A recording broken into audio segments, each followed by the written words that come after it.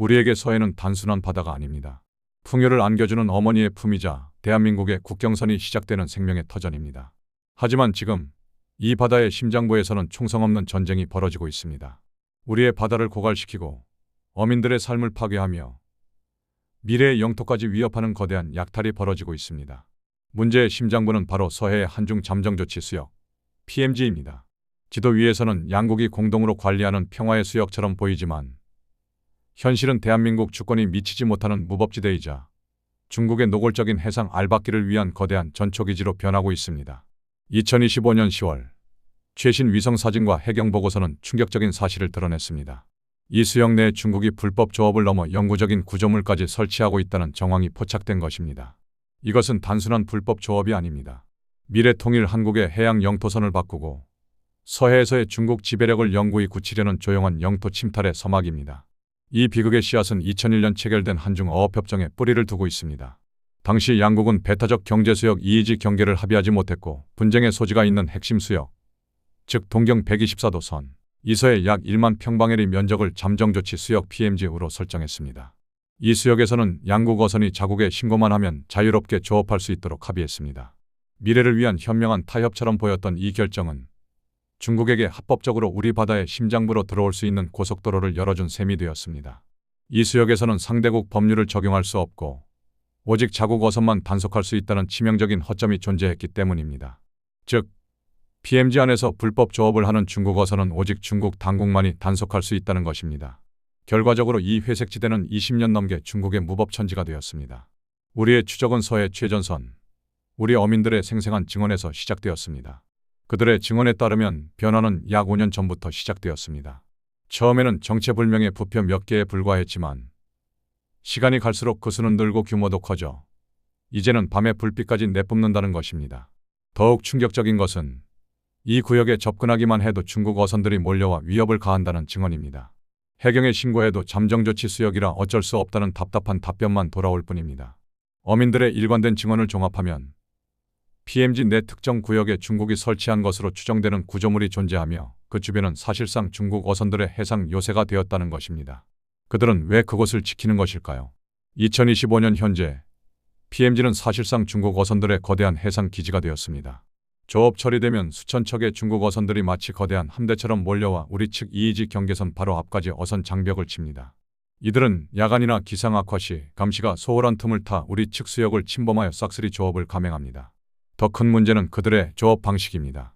그들은 그물코가 촘촘한 불법 어망으로 어린 물고기까지 싹쓸이하고 두 척의 배가 거대한 그물로 해저면을 긁어내는 쌍끌이 저인망 조업으로 산란장과 서식지 자체를 완전히 파괴합니다. 이는 물고기를 잡는 것이 아니라 바다의 미래를 죽이는 행위입니다. 국립수산과학원의 2025년 9월 최신 보고서에 따르면 서해 주요 어종의 어획량은 10년 전에 비해 70% 이상 급감했습니다. 단속에 나선 우리 해경은 매번 전쟁을 치릅니다. 중국 어선들은 쇠창살과 철망으로 배를 무장하고 단속 요원들에게 쇠 파이프와 칼을 휘두르며 폭력적으로 저항합니다. 이는 단순한 생계형 어민의 저항이 아닌 중군사 조직화된 집단의 공권력 무력화 시도입니다. 하지만 가장 충격적인 것은 불법 조업을 넘어 PMG 내에 중국 측의 정체불명 구조물이 설치되고 있다는 정황입니다. 기사에 따르면 해경과 어민들의 증언을 통해 PMG 내에서 중국이 어업용이라고 주장하는 해상 구조물, 인공어초, 소규모 부표 등을 설치하고 있는 것으로 파악되었습니다. 이러한 구조물은 외형상 평범해 보일지라도 이는 향후 영유권 주장의 기반 시설이 될 수 있다는 점에서 심각한 문제입니다. 남중국해에서 중국이 인공섬을 건설하여 영유권을 주장했던 전례를 떠올리게 합니다. 중국의 진짜 목표는 단순히 물고기를 잡는 것이 아닙니다. 이것은 남중국해에서 보여준 살라미 슬라이스 전략의 해상 버전이자 교활한 해상 알박기입니다. 첫째, 미래 영해 확장의 교두보입니다. 국제법상 해상 경계는 여러 요소를 종합적으로 고려하여 결정됩니다. 중국은 이 PMG 내 구조물 설치와 수십 년간의 관행적 조업이라는 사실을 근거로 훗날 이의지 경계 협상에서 자신들에게 유리한 선을 주장하려 할 것입니다. 이는 우리 어민들의 조업 구역을 넘어 대한민국의 해상 주권과 해양 안보를 직접적으로 위협하는 행위입니다. 둘째, 서해 수산 자원의 영구적 고갈입니다. 어차피 미래의 경계선이 어떻게 그어지든 그 안의 물고기는 지금 우리가 다 잡아버리면 그만이다 라는 식입니다.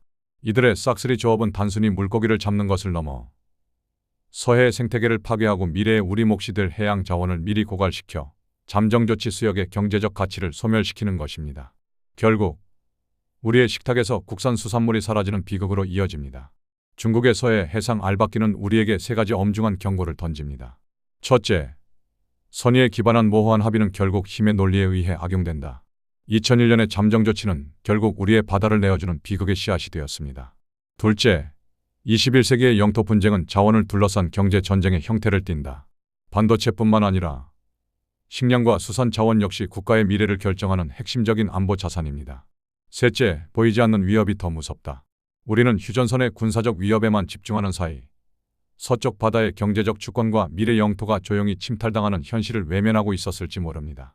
우리의 식탁에서 국산 오징어와 갈치가 사라지는 것은 이 거대한 전쟁의 작은 시작일 뿐입니다. 바다를 잃는 것은 미래를 잃는 것입니다. 조용히 병들어가는 우리의 서해를 위해 우리는 무엇을 해야 할까요? 댓글로 여러분의 지혜와 통찰을 나눠주십시오. 우리가 반드시 지켜야 할 대한민국의 주권과 미래에 대한 이야기에 동참하고 싶으시다면 채널 구독과 알림 설정으로 함께해 주시기 바랍니다.